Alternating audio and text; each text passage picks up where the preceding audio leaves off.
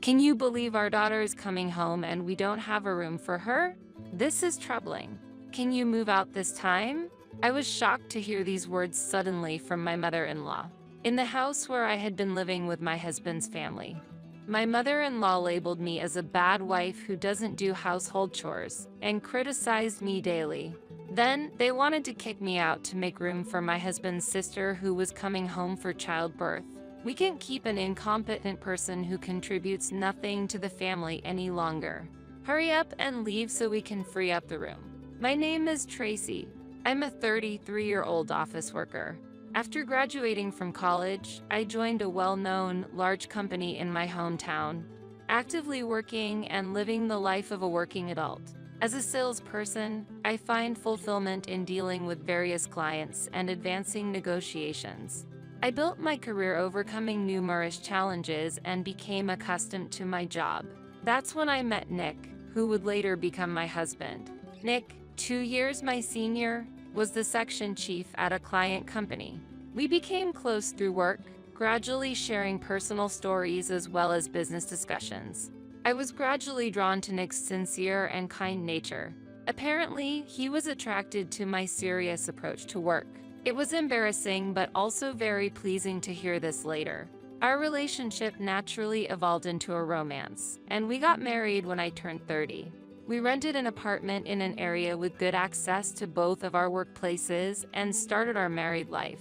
After marriage, I was promoted to a managerial position, leading a satisfying life both at work and personally.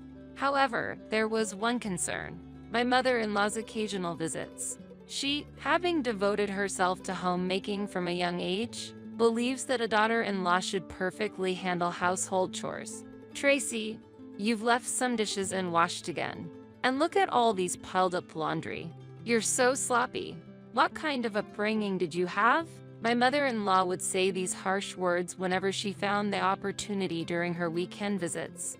I planned to clean up that day, but the atmosphere didn't allow for any rebuttal, and all I could say was, "I'm sorry." In reality, I've always focused on my career and was not good at housework. Therefore, my inability to handle household chores made her look down on me as incompetent. When I was single, I rarely cooked and usually did all the cleaning and laundry on my weekends. After marriage, to reduce the burden of household chores, I invested in home appliances like cleaning robots. Nick understands my personality and doesn't force me to do household chores. On the contrary, I'm truly grateful to him for cooking dinner and doing laundry when he returns home earlier than me. Mom, Tracy is working hard every day and doesn't have much time. Please don't complain. Nick would defend me whenever his mother said something, but she would just get upset without listening. Oh, that reminds me, Nick. Our finances are a bit tight this month. Can you send a little more money home? Suddenly, my previously upset mother-in-law would start making brazen demands with a smile. I sighed inwardly, thinking, not again, and resigned myself to the situation. There are many family members living in the house where my parents-in-law reside. Currently, Nick's parents, brother, and grandparents are living there. Until a while ago, Nick's sister, Lauren, lived with them and contributed to the household expenses by working, but recently she got married and left the house. As a result, only my father-in-law and brother-in-law were working after that, leading to a decrease in household income, and they came to struggle financially. In reality, their income was lower than that of our household. Nick started to provide financial support to his parents' home, but his mother frequently visited us, demanding more money. I think it was okay to refuse considering our own household budget, but Nick couldn't ignore his family's suffering. After some hesitation, Nick agreed to her demands. Okay, I'll send a bit more. That's my Nick. Unlike someone else, you understand. My mother-in-law was satisfied with his answer and gave me a glance. I felt dissatisfied but didn't argue back. I wanted to move away from my husband's family, but our home was convenient for commuting, and it was hard to suggest moving considering his situation. However, our lives changed afterward. There was an issue with the care of Nick's grandparents, who lived in the family home. Originally, my mother-in-law and Lauren were in charge of the care, but ever since Lauren left, Nick's mother's burden increased. It seemed that my father-in-law and brother-in-law left the care to the women and hardly helped. After discussing with Nick, we decided to live together with his family. As we didn't have children, I agreed to this decision but set one condition for Nick. I wanted to continue focusing on my job instead of using my salary for household expenses. I strongly wanted to keep my job and had no intention of quitting. When I expressed my intention, Nick agreed. Of course, you don't have to quit your job. I don't want to involve you in my family's problems. But I'm sorry it turned out this way, Nick said apologetically. Indeed, living together might increase my mother-in-law's sarcasm. This was my only concern, but we decided to start living with his family, with me continuing my job to support the household and Nick mainly handling caregiving and housework. However, when we started living together, his family wasn't pleased with our arrangement. It's absurd for Nick to do caregiving and housework. That's the wife's role, said my mother-in-law. It was a response I had partially anticipated, but I wondered why such roles had to be fixed. My parents-in-law and brother-in-law insisted that housework and caregiving were the wife's job and didn't change their opinion. So, they ordered me to reduce my working hours or quit. However, if I were to comply, our income would decrease and we would continue to struggle financially. To support a family of 7, I need to work full-time. I will continue working as a regular employee, I explained and stood my ground.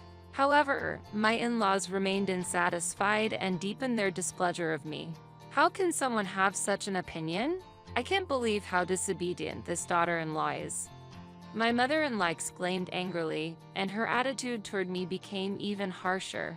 Afterward, my brother-in-law also criticized me, using work as an excuse not to help mom. What an incompetent wife.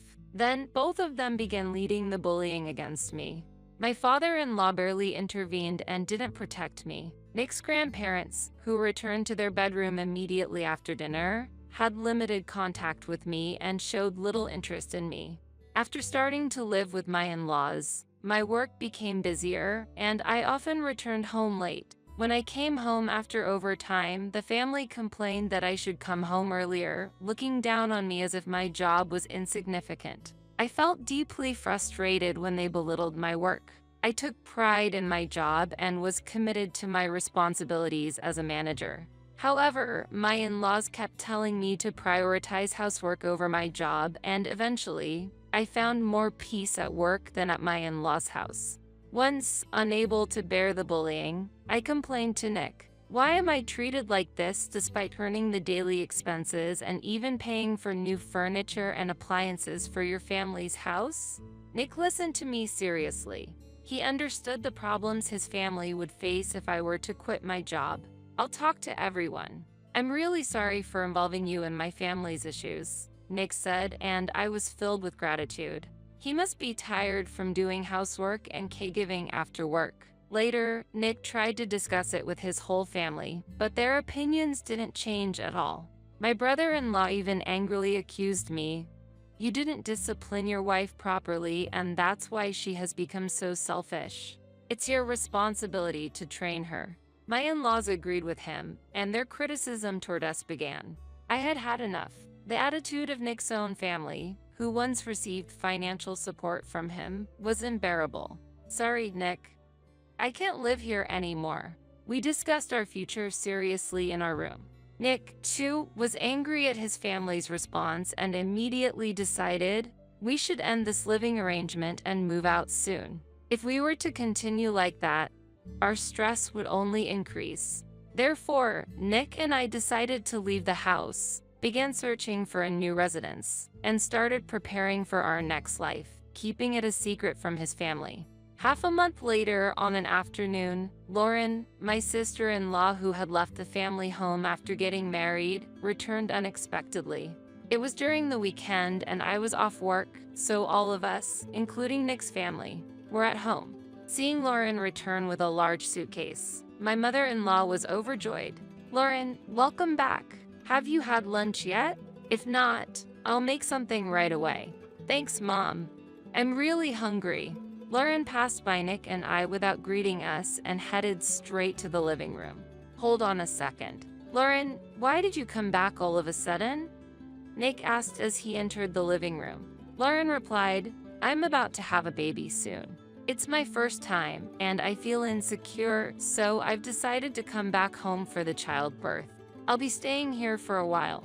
My father-in-law and brother-in-law who were watching TV in the living room also seemed to welcome Lauren's return. However, Nick and I were confused. This was because the room Lauren used to use was being used by us then. Indeed, the family home was spacious, but at that time it housed 7 people, and there were no vacant rooms. Before I could say anything, my mother-in-law looked at me and sighed dramatically. What a predicament. Lauren is back, but we're short of rooms. Tracy, could you leave now that we have this situation? Huh? It took me a moment to grasp the intention behind her words.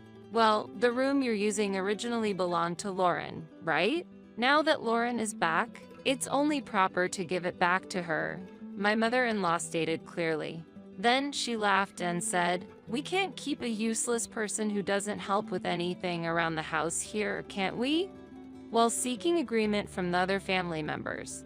My father-in-law nodded, and my brother-in-law looked at me and laughed. Wait a minute, isn't that unreasonable? Nick argued while I was still in shock. Lauren then haughtily said to me, you're a wife, yet you don't properly take care of the house. There's no point in you being here, just leave already. However, I was the one supporting most of the household expenses. What would happen to this house if I were to leave? Did they even understand that? Hesitating to voice this out, Nick placed his hand on my shoulder and shook his head in resignation. It's okay. Let's leave this house together. Nick's words were filled with determination, and he seemed more reliable and strong than ever. We had already planned to end our cohabitation in the near future, so we made the decision sooner. Understood. Then, we will leave right away. At my response, the entire family burst into laughter. Anger welled up in me toward them, who neither held back Nick, who had been supporting them with housework and caregiving, nor did anything else to help him but laugh. The thought of unpleasant people leaving clears my heart. When you leave, make sure to take away all your belongings, my mother-in-law declared, so I quietly nodded. We immediately arranged for a moving company and left the family home with Nick that day. The next day, while temporarily staying at a hotel, we received a call from my mother-in-law. It was surprising that my mother-in-law called my cell phone instead of Nick's, but since I had an idea why, I decided to answer. As soon as I picked up, my mother-in-law's angry voice came through. What's the meaning of this? Today, the movers came and took almost all the furniture and appliances from the house. You arranged it, didn't you? As I was accused, I simply shrugged in resignation and thought, just as I expected. Nick, who was nearby, seemed to hear her voice as well and gave a wry smile. The movers I had arranged the day before took away all the household goods, including furniture and appliances. Among them were large items like the dining table and TV, and with most things gone, the family was in complete chaos. I just followed your instructions to take away all my belongings. Everything that was taken was purchased by me. That's why I disposed of them, I replied, and my mother-in-law was at a loss for words. The furniture and appliances that were newly purchased when we started living with them were all actually paid by me. As I asserted they were my personal belongings, my mother-in-law squeezed out a frustrated response. I did say take them away, but this is too much. How are we supposed to live in a house with nothing? She exclaimed angrily, to which I calmly replied, now that we no longer live together, it's no longer my concern. It must be nice to have a spacious house now that the unpleasant people are gone. I firmly said this, ignored my still complaining mother-in-law, and hung up the phone. I thought she would call back soon, but surprisingly, there was no further call from her. Afterward, Nick and I began a new life in our new home. The furniture and appliances retrieved from the family home were still in good condition, so we moved them into our new place. We spent some peaceful days, but about a month later, we suddenly started receiving frequent calls from the family. Wondering why they were contacting us then, I considered blocking the calls, but I hesitated because there was something I wanted to tell them. Busy with work and unable to answer the phone, I came home one day to find a missed call from my mother-in-law. Nick was still at work, having to work overtime, and was not home yet. When I responded to the call, my mother-in-law's irritated voice echoed, "You finally picked up. What do you need?" I asked, and she hurriedly commanded, "Life has become difficult since you two left. Come back home." Apparently, various payments had started to fall behind after we left. Before living together, the family home underwent extensive barrier-free renovations for the grandparents, and there was still a considerable loan to pay. Nick was paying that loan when we lived together with his family. Additionally, the money I earned was used for purchasing furniture, appliances, and monthly household expenses. But after our departure, they struggled to repay the loan and manage the household finances. The monthly living expenses I paid amounted to about $4,300. The family, who had depended on our income and spent recklessly, had no savings. Unable to cover over $4,000 of monthly expenses, they became desperate and asked us to return. I was just appalled by such a selfish request. "This is the result of you driving out two earners. We have already started a new life and have no plans to return," I refused clearly. However, my mother-in-law was unyielding, saying, "How dare you? This won't do. Put Nick on the phone. Nick is still at work and hasn't returned yet. Actually, we moved to a high-rise condo. We are now living comfortably and peacefully, so we cannot fulfill your unreasonable request," I explained, to which my mother-in-law seemed surprised. Nick and I were secretly searching for a new residence when we were living with his family, and after finding the high-rise condo that met our ideal conditions, we were able to move immediately after being ousted from the family home. "Does this mean you're leaving us behind?" My mother-in-law accused us with a tearful voice. "You have no right to criticize us when you did nothing but depend on our earnings and spent money recklessly. Please don't interfere in our lives anymore," I stated firmly. As soon as I finished speaking, I ended the call without waiting for my mother-in-law's response. I was relieved to have informed them about our move to the high-rise condo and proceeded to block all contacts from his family. This new home was something we had earned with our hard work. We wanted to make a clear statement to his family, who had irresponsibly relied on us while constantly complaining and living leisurely. When Nick came home, I told him about the call from his mother. He had also received multiple calls on his cell phone but was unsure how to respond. I thought I couldn't abandon them because they are family, but I'm tired of dealing with them, Nick said, looking disheartened. He too seemed exhausted from his family's constant dependence. Subsequently, we changed our smartphone numbers and completely cut off contact with his family. Since we only told my mother-in-law that we were living in a high-rise condo, they wouldn't know our exact address. Afterward, Nick and I enjoyed peaceful days together, busy with our managerial roles but feeling fulfilled in our daily lives.